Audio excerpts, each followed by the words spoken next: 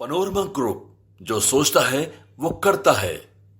नमस्कार, भारत लाइव देख रहे हैं आप। कल बिहार दरोगा का परीक्षा था। बिहार दरोगा के परीक्षा के ठीक पहले जो बीपीएसएससी के अध्यक्ष हैं, उन्होंने एक बड़ा दाव किया था। उन्होंने कहा था कि इस बार जो एग्जाम होगा वो एआई के निरीक्षण में होगा, यानी कि एआई तकनीक, जो नई तकनीक आई है, जो दुनिया भर में इस वक्त चल रही है, उस तकनीक से एआई से परीक्षा का निगरानी कराया जाएगा। लेकिन उनका दावा फेल हो गया।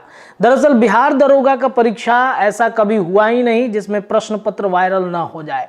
कल सबको लग रहा था कि बिहार दरोगा के परीक्षा जो है वो काफ़ी तकनीकी से हो रहा है, सब कुछ ठीक होगा। लेकिन अब जो खबर आ रही है, जो सूचना प्राप्त हो रहा है कि बिहार दरोगा का प्रश्न पत्र वायरल हो गया है। कहाँ से वायरल हो गया है तो आपको बताते चले कि बिहार दरोगा का जो प्रश्न पत्र वायरल हुआ है उसमें दो पति पत्नी हैं, उनके नाम सामने आ रहे हैं और ये पूरा मामला मधुबनी जिले का है।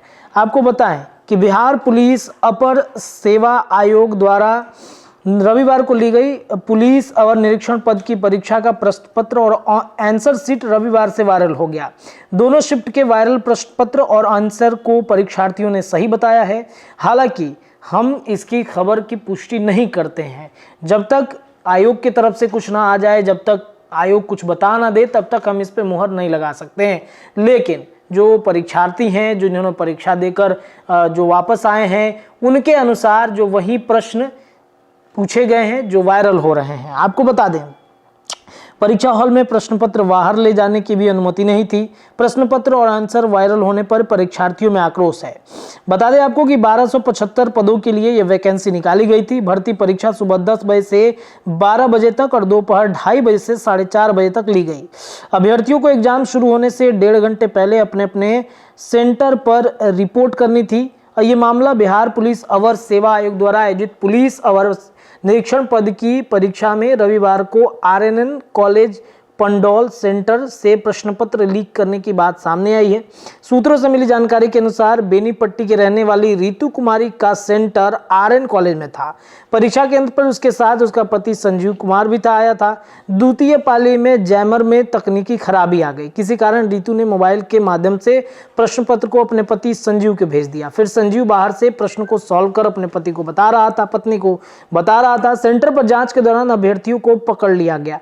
इस बात की जानकारी तत्काल केंद्र अधीक्षक ने वरीय अधिकारियों को दी। बताया जा रहा है कि सदर एसडीपीओ अश्विनी कुमार मौके पर पहुंचे और व्यापक रूप से पूछताछ की, जिनके बाद पति और पत्नी को गिरफ्तार कर लिया गया। इस मामले में सदर एसडीओ अश्विनी कुमार ने कुछ भी बताने से परहेज किया। कहा कि सारी जानकारी सोमवार को दी जाएगी, अभी जांच चल रही है। लेकिन जो प्रश्न पत्र वायरल हो गए हैं उसकी स्थितियां देखिए।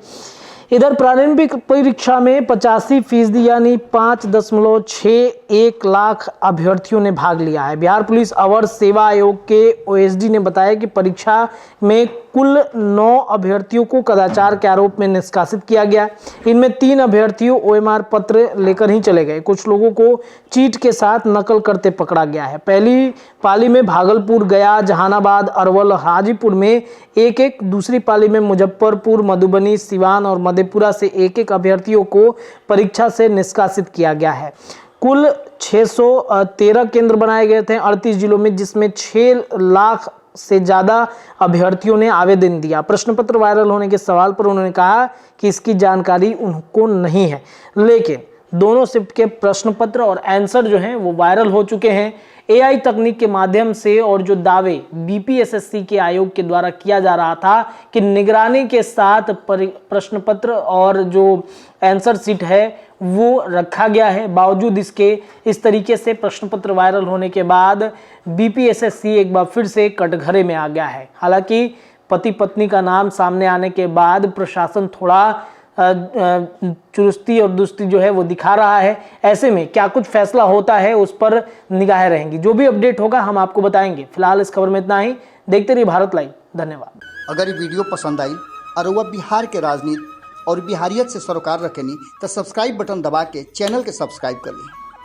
ओजे एगो घंटी बा, ओकरा बटन दबा देला से कुल सटीक और मारक खबर रुआ मुफ्त में मिल जाई। अगर रुआ पत्रकारिता के हमनी के नया प्रयोग में सहयोग कर चाहतानी तो ज्वाइन बटन दबा दी। पेटीएम नंबर नोट कर ली 9386816700। धन्यवाद।